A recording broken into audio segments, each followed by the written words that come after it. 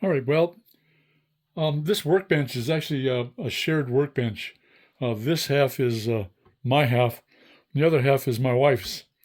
And this is a table that I built for her many years ago, and we share it. I try not to encroach on her area, but because of this project, I made a deal with her that she's allowing me to use the whole bench for the summer. So what I did is I went out to the my paint booth and I grabbed my Lazy Susan, and I'm going to set the layout on top of this.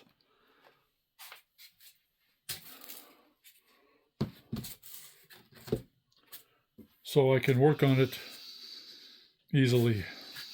Now what I did is I went out and got a piece of, this is oriented strand board, 1/2 inch thick, and then I glued on top of that a piece of 1-inch white styrofoam. Now I use white styrofoam mainly because that's the only styrofoam my Home Depot has. You can get the pink styrofoam, but it's a special order in bulk, and I don't need 24 pieces of 4x8 pink styrofoam. So I settle for the white. It's easy enough to work with. One of the things I remember to do is after I cut it, when I make a cut, and I made a cut here, I always cover the edges with PVA glue, just regular white glue, so it doesn't come apart, and the little beads don't flake off and stuff. So I cover the edges, and so now it's ready. This is 20 inches by 20 inches, so that will be the base for the layout.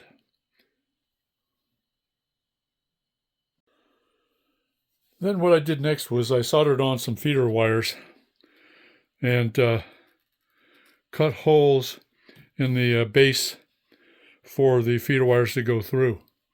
Then the other thing I did was I taped together a whole bunch of sheets of paper and I laid them down. So what I'll be able to do is trace where I want the track, trace around, give me an idea where the track is going to be placed on the layout. Then what I'll do next is I'll come along and I'll start working with the elevation, figuring out where I'm going to have the height and stuff. And to help me with that, I have a bunch of wooden blocks that I'll use to set the height all around here. Then I'll be able to mark on this paper the height, and then I can go back to the garage and start working on pieces of styrofoam to cut and to shape the road bed. Okay, so I pulled out my trusty tape measure and made some measurements around the layout, drew the lines in, made some measurements. Oh, the other thing, I took the feeder wires off. They were getting in my way. so probably the smart thing to do is not put the feeder wires on until when you're actually going to start attaching the track to the layout. Pulling in and out of the holes and stuff got to be a nuisance, and I actually broke one of the wires off, so I just removed them both, and now it's much easier to work with. But so I made all the measurements. Some of the stuff that I have is where I'm starting and where I'm ending things, but this is basically the X point where the two loops cross over each other. And then I've marked, for example, on the bottom one, it's going to be flat from this point here, this 0 here, to this 0 here. It's going to be flat on the base. The upper one will also be flat from here to here too. So I started with 0 here and measured around the circumference of this and stopped it where it's going to be ending here. It's actually about 50 inches or about 55 inches, something like that. But I stopped here at 45. That is going to be 2.5 inches high. And here it's going to be 2.5 inches high also. So then I measured around, and it looks like it's going to be about a 5% grade. And so I did measurements, measured around, and I came up with a diagram here, a chart here, of telling me where in the circumference around this, what the height is going to be for the outer loop and the inner loop. So I've got that. Then what I'm going to do, next what I'm going to do is I'm going to get some tracing paper. I have some tracing paper over there, and I will trace around this layout. I'm not going to cut this. I want to keep this for when I lay things down. But I'm going to get some tracing paper, trace what I have here, and then go and start. I have 1-inch foam, and I'll start using 1-inch foam to cut the loop, the angle, the curve, and then the height. And it's kind of hard to see it here. Let me zoom in a little bit here. But for example, here I'm starting off at 0, and at 9 inches around, the height will be 1.5 inches. And so it goes around that at the 18-inch mark, it's 1 inch high. And then as it goes around 27 inches, it's 1.5. And then it's ultimately the 2.5 inches high up here. So I'll be doing that. I'll take the tracing paper, trace around, and then go from there. Start cutting the actually start cutting the foam. Okay, well, it looks like a bit of a mess right now, but I've got all of the pieces cut that I need to for the risers for the layout. Now what I did was I went and took my tracing paper and I traced the track layout onto the tracing paper.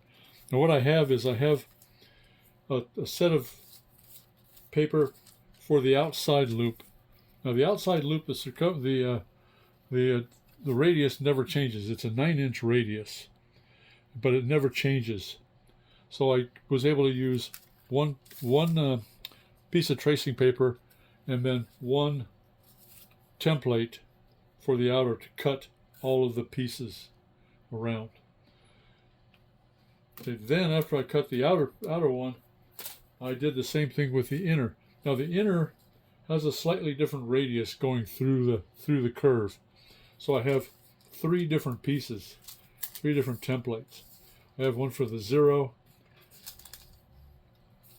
to 12, 12 to 24, and 24 to 36 inches around.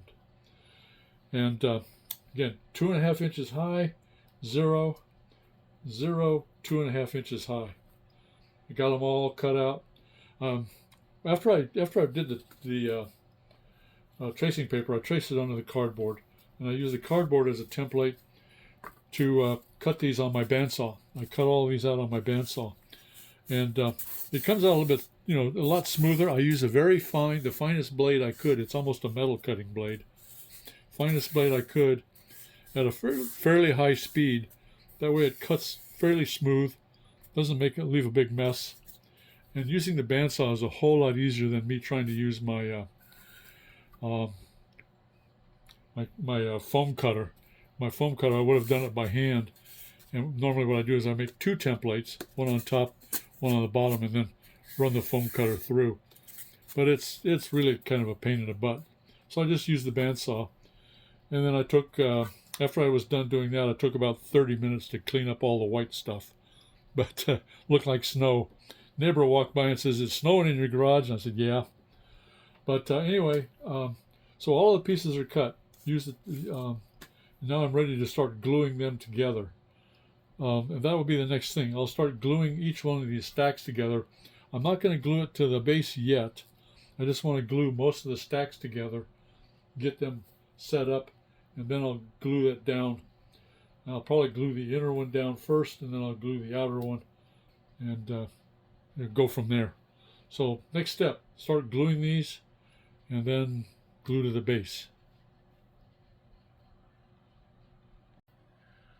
Okay, so before I glue the risers down, I need to do one last check.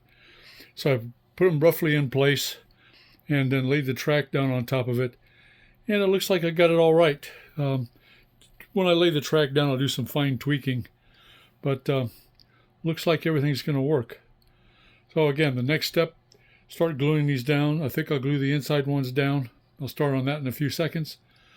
And then once those are dry or close to dry, I'll glue down the outer ones. And we'll see how that goes. Okay, well, as you can see, I've got the inner loop weighted down, gluing it down. And by the way, I use, for the foam stuff, I'm using this, get it in the light here, Gorilla Glue, wood glue. I use that for the foam. And so the next step will be to do the outer loop. And but I think in the meantime, I think we'll end this video here. Let this dry for a while. Then I'll glue down the outer loop. Recheck the track placement as it's drying and make sure everything's okay. And then go from there. So I'll see you in a couple of weeks. Hopefully this will be all glued, ready to go. And then we'll start thinking about what I'm going to do for terrain, rest of the layout. So anyway, thanks for watching, everybody. I hope you enjoy this. I'm having fun with it. And, well, I guess I'll see you next couple of weeks. Thanks a lot. Talk to you later. Bye.